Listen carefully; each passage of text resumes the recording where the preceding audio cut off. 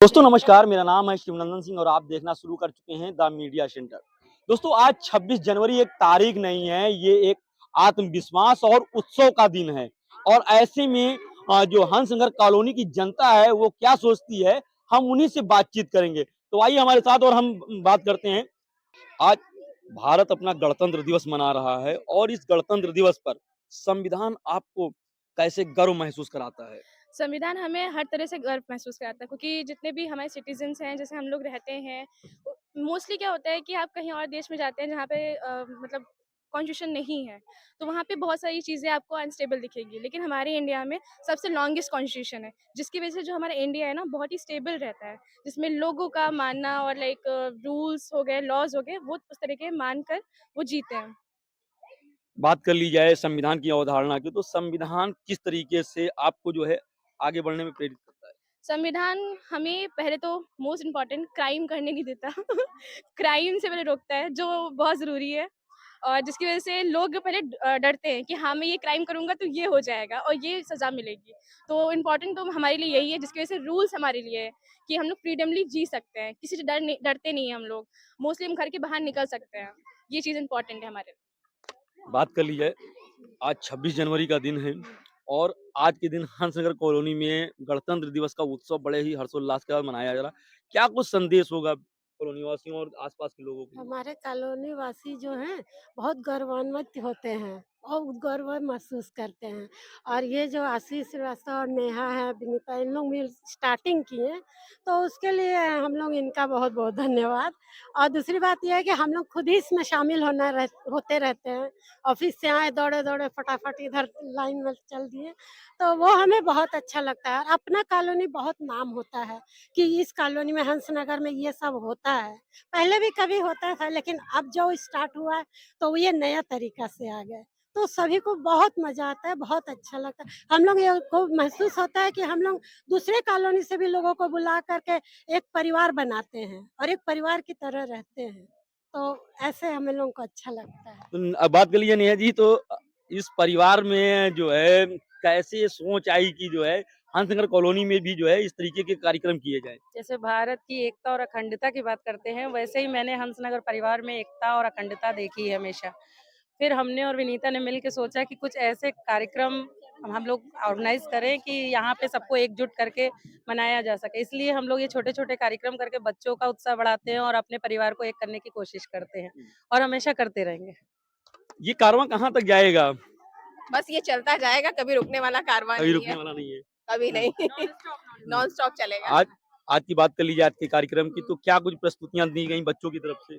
बच्चों की तरफ से रंगा-रंगा कार्यक्रम थे, और बच्चों ने स्पीच बोली और देश के प्रति अपनी क्या कहते हैं लालसा को दिखाया कि हाँ, देश के प्रति वो कितने जागरूक हैं कि आगे जाके उनको क्या करना चाहिए। कहीं न कहीं पे नहीं जो है मतलब लोगों को जागरूक करने का एक तरीका जो है और हंसनगर के जो कॉलोनी के लोग हैं, उन्होंने एक प्लेटफ़ॉर्म दिया है। हाँ, बिल्कुल एक प्लेटफ़ॉर्म दिया है ताकि बच्चे आके अपनी प्रस्तुति दे सकें और देश के प्रति अपनी जो भी इच्छाएँ हैं, जो भी जागरूकता है वो द यहाँ पे प्रकट कर सकें। मैम इस गणतंत्र दिवस पे क्या कुछ कहेंगी?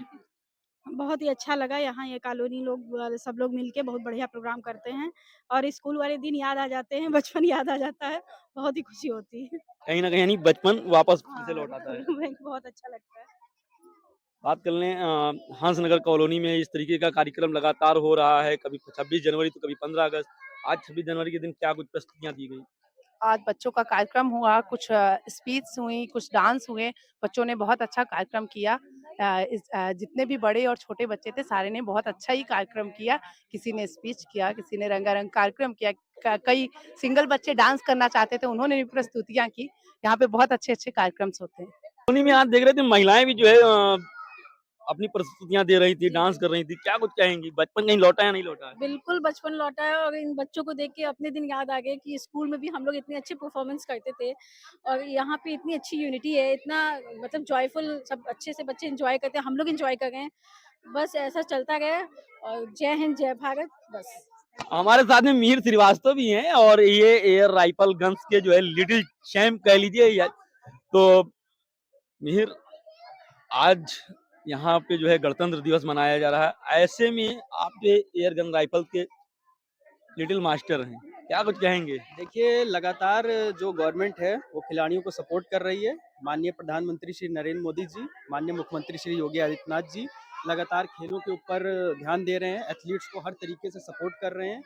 चाहे वो ग्रास रूट लेवल पर हो, चाहे स्टेट लेवल पर हो, चाहे नेशनल लेवल पर हो, हर तरीके का गवर्नमेंट का सपोर्ट है और जिससे आज देखिए ओलंपिक्स में मेडल आ रहे हैं और हमारा देश जो है वो आगे बढ़ रहा है।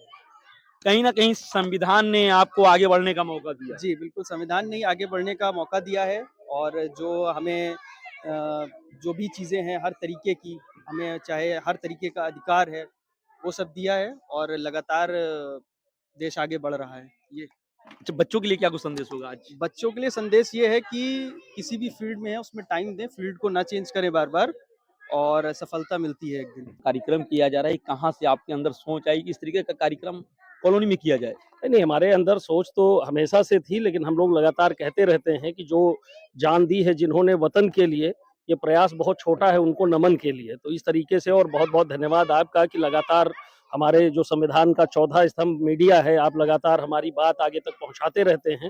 तो ये सारी चीज़ें हैं कि हमारे अंदर लगातार ये प्रोग्राम छोटे-छोटे होते थे, अब थोड़ा उसको बृहद रूप दिया जा रहा है और आगे ईश्वर की इच्छा रही और सब कुछ रहा तो और बढ़ते जाएँगे हम। और क्योंकि कहते क्या है कि यहाँ पर देशभक्ति की कोई लिमिट नहीं है, देशभक्ति की कोई लिमिट नहीं है और ये भारत धीरे-धीरे ऐसा लगने लगा है लोगों को कि पहले लोगों को संविधान की जानकारी नहीं थी। हम पूर्ण रूप से स्वतंत्र तो 1950 में हो गए, लेकिन चूँकि इतने संसाधन नहीं थे, इतनी जानकारियाँ लोगों के पास नहीं थी।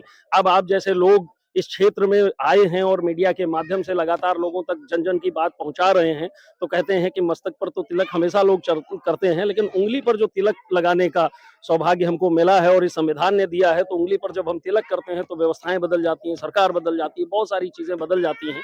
तो उन सब चीज़ों को यहाँ अपने बच्चों को, अपनी आने वाली पीढ़ी को हम लोग ये बताते रहें कि किस तरीके से आज़ादी हमें मिली है, किस तरीके से हम स्वतंत्र भारत में हम साँस ले रहे हैं।